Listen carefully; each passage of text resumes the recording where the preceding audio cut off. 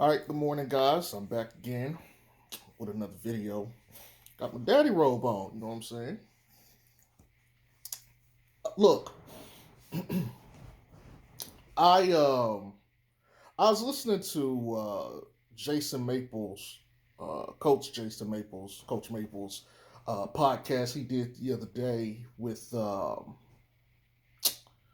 Pelicans color announcer Antonio Daniels, and he was touching on teams in the league, defensive scheme, in the Pelicans, and he brought up Zion, Lonzo, and Bi. And it's funny, some of the stuff that was said by AD, I've mentioned on this channel prior to this. Um, One thing he touched on was like the distinguishing, fans of the game versus like fans of a player and stuff. And I even have to admit, I get caught up in some of the fandom of Lonzo too at times. Uh, but I think that happens to most of us in general because we want to see our guy uh, get what we think he or she deserves. He or she being, not just basketball, but say uh, tennis, where they have like Serena Williams or Naomi Osaka, or any other sport, WNBA, whatever. And I had to touch on this real quick.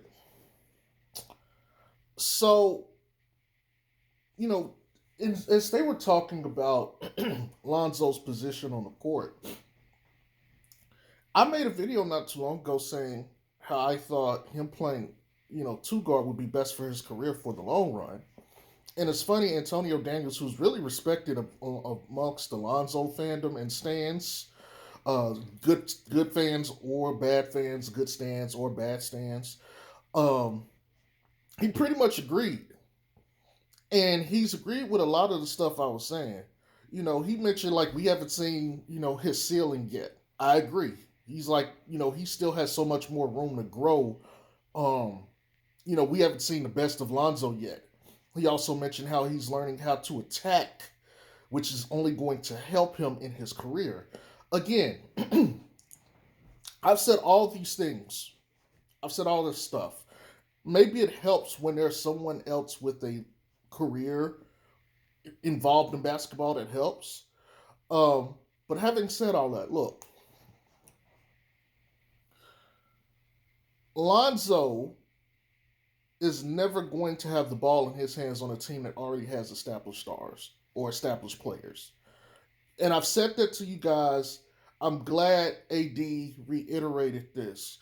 You do not put your hands in the point guard's hands like that. Let me give y'all an example. The Lakers, 2000s. Who had the ball in their hands? Was it Derek Fisher? Shaq and Kobe. You know what I'm saying?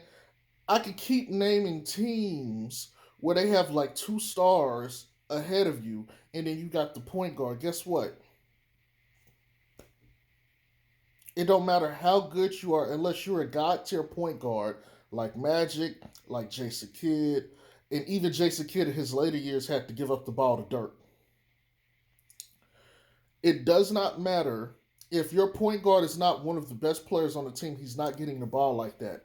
Okay, look at the Celtics right now. Kimba came back from injury. The Celtics are basically Jason Tatum and Jaylen Brown. Kimba don't get to touch the ball as much as he used to.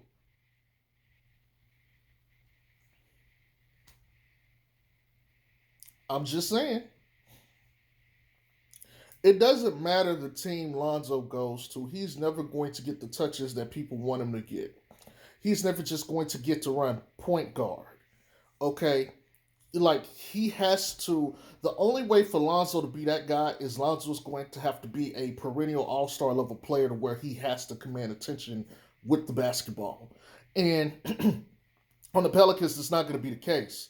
If he goes to freaking Chicago, the ball is going to be in Zach LaVine's hands. To a lesser extent, Laurie Marketing and Wendell Carter Jr. Sure, he could call out plays and stuff, but all that shit don't matter. If Zach LaVine say, "Give me the ball," guess what's going to happen? You're going to give him the goddamn ball. It is what it is. Like, so I want Lonzo fans, Lonzo stands, anybody who sees this video, I want you guys to understand this. Unless Lonzo is on a team where he is clear cut the best player or the second best player, he is not going to get to just dribble, dribble, dribble, run the ball, run the clock out, make decisions, do all that. That's not going to be him. He's not going to get to pound the ball into plays all the time. That's not going to be him. It's not. Like, he has to literally get on a team that's garbage. I'm going to tell you that right now. He has to get on a team that's garbage so he could go and compile stats and get glory. He's not going to get that on the team where they have recognized better players than him. It's not how this game works. We could talk about, okay, even CP3 in freaking Phoenix. He's not dominating the touches as much. That's Book. Even when we played them, they were putting the ball in Book hands. They were putting the ball in Ayton hands. CP3 was kind of just standing around waiting to shoot at times. Yes, there were times when he got the ball, he took over the game, and he made plays. And that should be expected of Lonzo, too. But he's not doing that. The times where CP3 dominated the ball was when he was in Clippers, and the first time when he was with the Charlotte Hornets, New Orleans Hornets, years ago when he got drafted.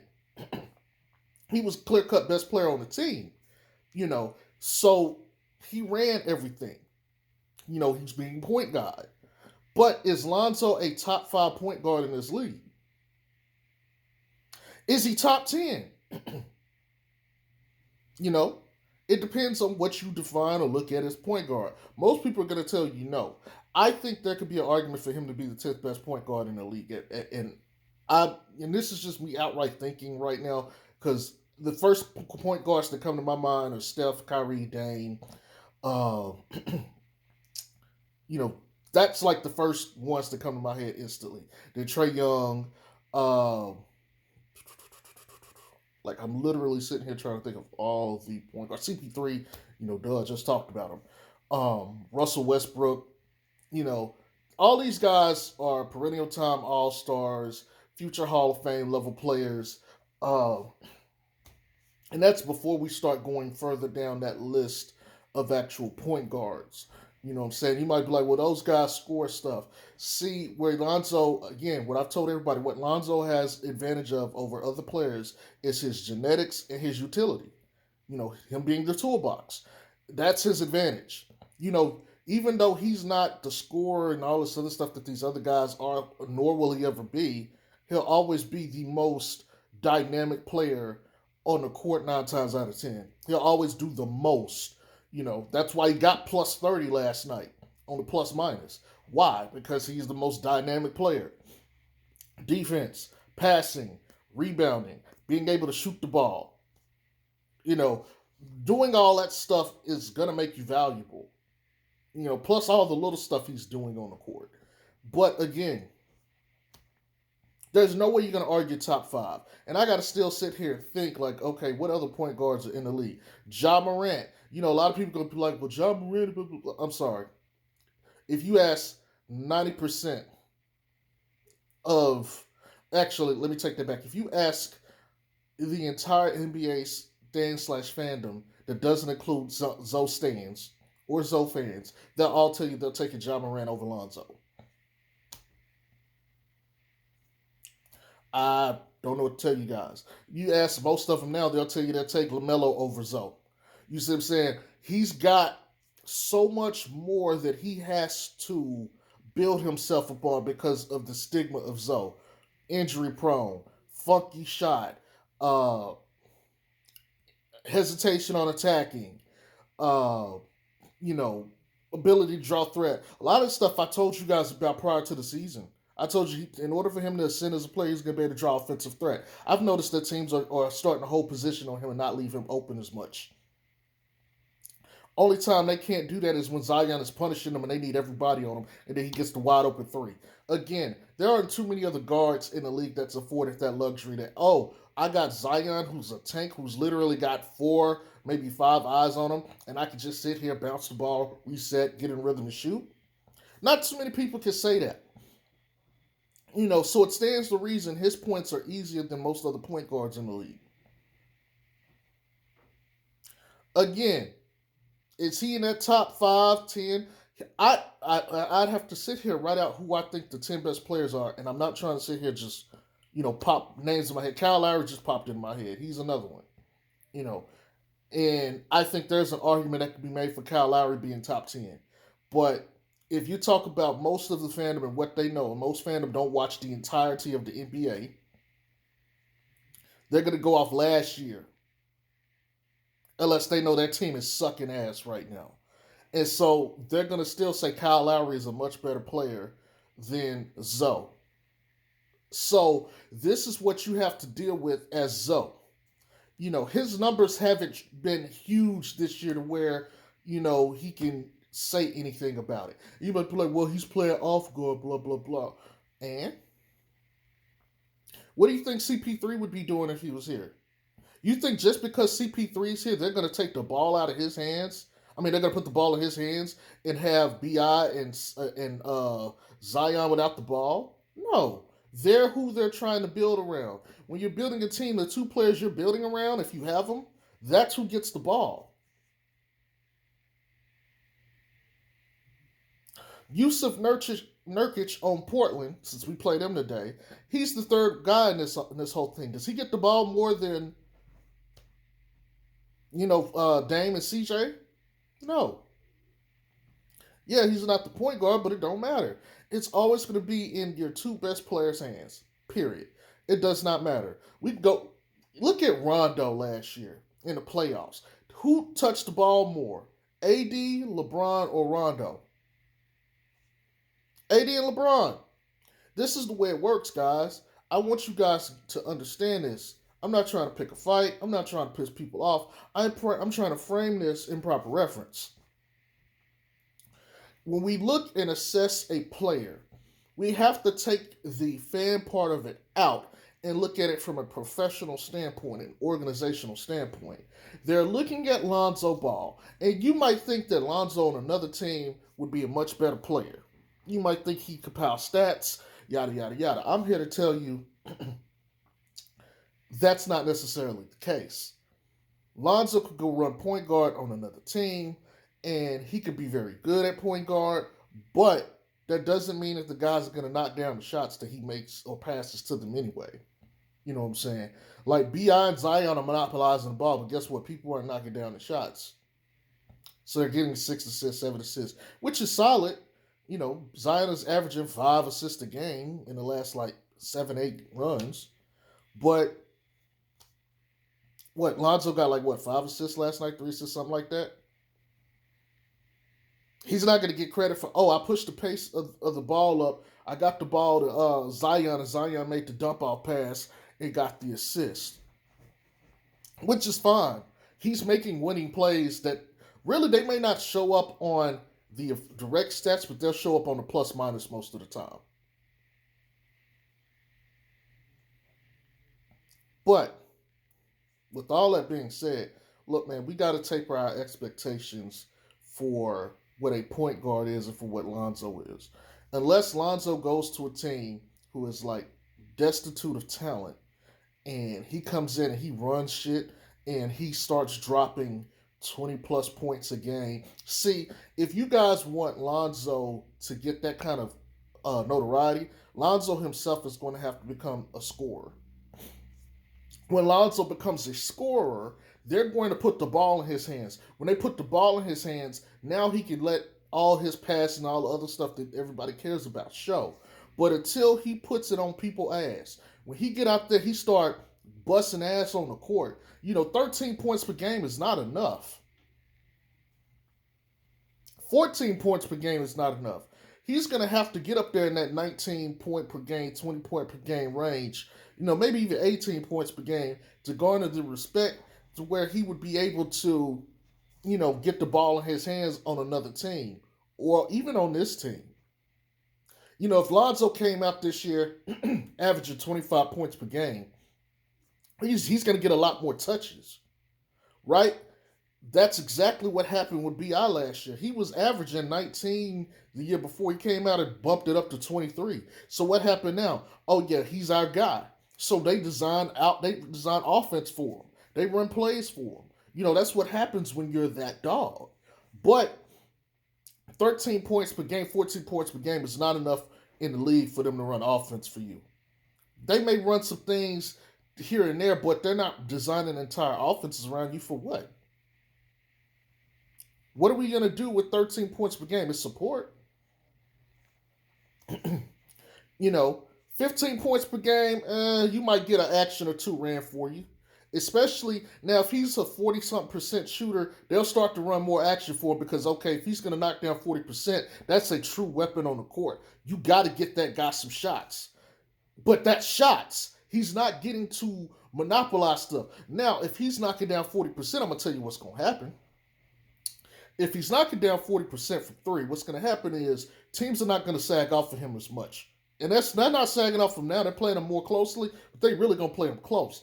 But you got to run some actions. They're going to run them like JJ off those the two-man actions that they have, like with him and Zion at times, where they're in the pick and roll, and sometimes Zoe come and sec. What happens is what they've been doing a lot with Zion and Zoe is they'll make Zion point guard, and they have Zoe as the pop man or the roll man. And with Zion's gravity, he's going to pull two. Zoe gets the wide open three. You'll see a lot more of that. Which honestly is something I suggested should have been done, and it's been pretty effective. It's funny how all this stuff I say come true. You know what I'm saying? I just know this shit somehow. I've never played basketball or anything like that. I've never been a professional player, never played college, nothing like that. But it's funny how all this shit I know just seems to happen on the court, and the shit just works. I don't know. I really don't know. I don't know how I know this shit. But I'm just saying, guys, we got to temper those expectations. Even if he goes to Chicago, I'm telling you right now, they already got Kobe White, which they got to figure out if they're going to make him come off the bench. Kobe ain't going to be happy about coming off the bench. So they already got Wendell Carter Jr. injured. Depending on who they give up, they may have to start Lonzo at small forward. Does that mean he's necessarily going to run point guard? Now, they may put the ball in his hands to bring the ball up the court and initiate a play or two, but the thing is, what is he going to do in Chicago? He's going to spot up and shoot threes, too. You think Zach LaVine, just because he's got Zoe, he's gonna say, here, man, you bring all the action up, you run all the plays. Hell no, I'm Zach motherfucking LaVine. I put up 26, 27 points per game, nigga. I am one of the best scorers in the game. You better give me that goddamn ball. I don't give a fuck how much you pass. I need my goddamn shots. I need the ball. Well, I can pass it to you. Fuck that, nigga. Let me break this nigga down. I'm telling y'all, it is a different animal on the court. Yes, Lonzo plays the game the right way. He's smart. He does all of these things, and that's fine. But there's a tier list. There's dogs on the court. And until Lonzo says, look, I'm going to have to leave my passing behind for right now, and I got to get buckets. So I got to start whop, whop, jump shot, and hit all that stuff with consistency.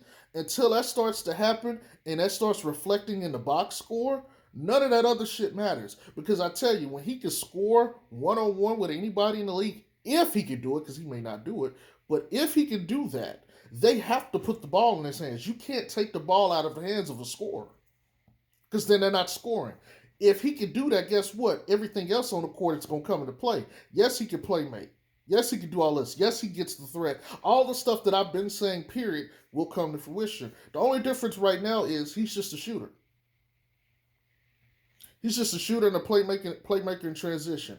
Of course, he don't need to just be a playmaker in transition. He's above average in the pick and roll. You even posted the stats on Twitter last night. How dare you, Jay Strokes? Why would you do such a thing like that? How could you? We come here to expect for you to talk about Lonzo in a positive light, but here you go trying to talk all this other shit. Look, man, whether I lose followers or not, whether people agree or disagree, I really don't give a shit. Like I said, if I cared about followers and shit, I'd be promoting followers every day. Hey, like, comment, subscribe, share, yada yada. I don't do that. I don't do that because of the followers. I don't. I do this because this is what I want to do. But didn't you say you do stuff for your followers? Yes, that's true. What I'm saying is, look, even if I had 0 followers, I would still be making videos. So I'm gonna tell y'all the truth, whether you like it or not. Like I said, medicine is not gonna taste good, but it's good for you. And so this is medicine. I want to taper all the mind processes of this shit so everybody can understand. Look, it's no slight at Zoe. It's no slight at anybody else. Okay, let's talk about Lamelo real quick. Lamelo got himself into a really good situation for him. Let's be honest. You know, who does he have to compete with there?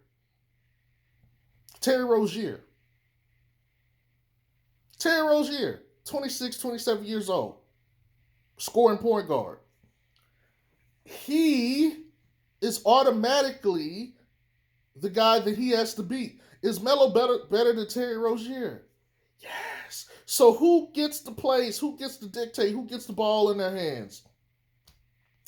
If LaMelo was on the Pelicans team right now, would LaMelo have the ball in his hands? No.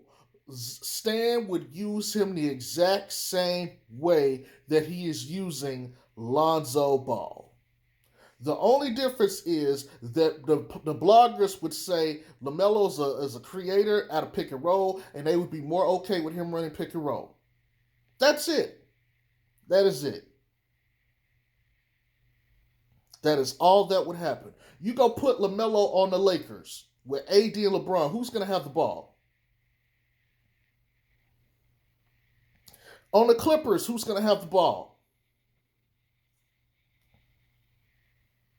On the Celtics, 76ers, Phoenix. See, I'm naming off these teams because these are the competitive teams, the competitive duos. Denver, Utah. He might get some touches in Utah because it's Conley and Mitchell, and Rudy really don't get the touches like that. He just plays defense and pick and roll, dunk, and he's just a central tower in the paint. So that might be a team where he gets some touches. Same thing with Zoe. If they ever want to do Conley for Zoe, just FY. But Denver, Jamal Murray, Michael Porter Jr. is not playing that good this year. Pelicans might want to try to get him. Just FYI. Bobo, not really playing that much.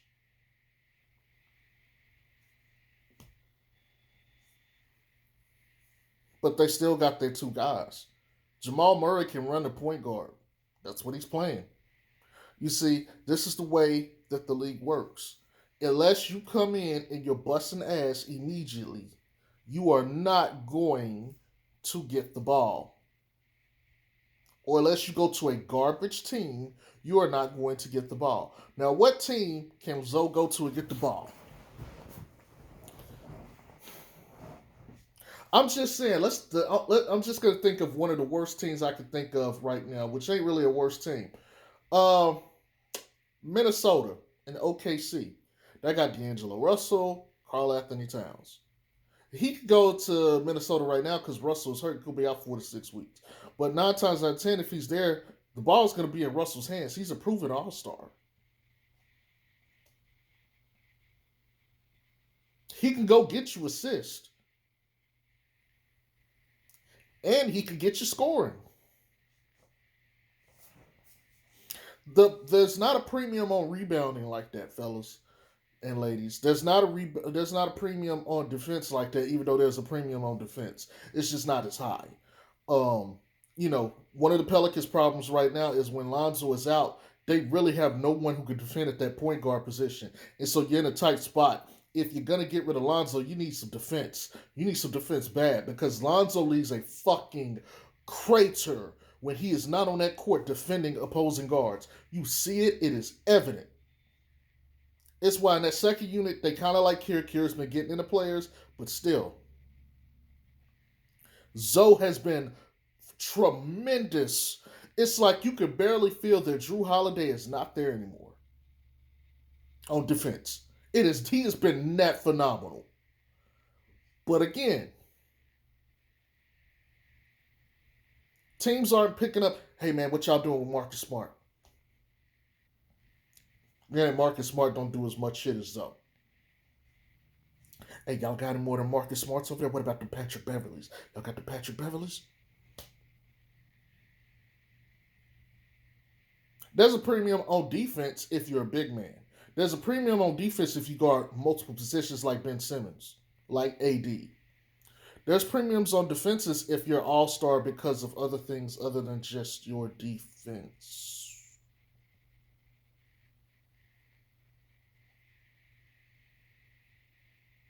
I'm just telling you. Again, let's go look at OKC. They're gonna put the hands of Shai Gilgeous-Alexander's hands. Which I don't know what I look. I'm not high on him. I'm just not. I don't think he's everything everybody's talking about. I haven't seen it yet. We'll have to see. Can he put points on the? Yeah, he sure can. He sure can. But I don't think he's like, I don't know what they're trying to make him into be, because it seems like sometimes they talking to him like he's a point guard, and other times like he's a scorer. I think he's somewhere in between. I don't think he's this generational talent that people try to make him out to be at all. I just think he's in that Kemba Walker tier where he'll be an all-star level player, but he won't do shit. But even if Lonzo goes there, guess who's going to get the ball? SGA. There's reasons I suggest certain teams to a certain degree because I think it's more about fit than actual fandom and standom. I like Golden State. I like Golden State because he gets to pull a Draymond Green role. But the problem with Golden State is they already have Draymond Green. The only thing that he does is he allows them to take Draymond off the ball some and let him focus strictly on defense, which lessens his load on the team. And Draymond can guard all the positions on the court, which ultimately is what you want. You want his pressure on defense. So if he can do that, he alleviates some of that from the playmaking duties from him, and he allows the team to still run their offense and run their set the way they do. So he still gets to play distributor on the team. He still gets to shoot, but the main thing is he's helping another player on the team by taking some of their load away so that they can better do their job. Chicago, I still like Chicago for him, but the problem is always going to be Kobe White. Kobe White hung 25, 26 on us the other night. Was it no? Maybe was it 30? I think he hung 30 on us. With Zach LaVine, right? And you're gonna put that guy on the bench? I mean, I guess I can't talk. Jordan Clarkson just hung 40 the other night off the bench, but they're gonna have to do something. They'd have to figure that whole dynamic out. I doubt they put him on the bench. I doubt they put Lonzo on the bench, so they probably just play both of them. You know what I'm saying? But again, they're gonna put the ball in Kobe and LaVine hands. You know, uh, Orlando was the team that I thought he should go to. Both of them, their main guards are hurt. So if you put him on that team right now, he gets to run with Gordon and Vucevic, who's had a couple games in the last month where he's had like 40 points, 19, 20 rebounds. And that's featuring that they don't have Mo Bamba's playing and Jonathan Isaac is hurt for the year. You know what I'm saying? So you have he's gonna get run. And even though he's not going to be considered better than Vucevic or AG to some extent, he technically is the best guard, and Vucevic needs someone to get him the ball. And so he's gonna have his hands on the ball directly reflective of that, which would have benefited them. You know what I'm saying? The teams that I suggested now, the Knicks, for instance, they have some point guards, but The show is R.J. Barrett and Julius Randle. He's going to get them the ball, but that's it. His role is not going to change that much. They're putting the ball in Julius Randle's hands. Go look at the tape. Guess who's going to get the ball when he's there? Julius Randle. Doesn't matter. So all these teams and these well wishes that people want him to go to, look, it's going to be the same thing. Even on the worst teams, they all have somebody right now. And I even named some good teams that and they have somebody. Every team has somebody. He's not going to be that alpha dog that y'all want to be. I'm just putting that out there for y'all. Look, we got to be honest about this, right? We got to taper expectations and understand what it is and how this shit works. It's not about what we as the fandom want. It's about how the league is.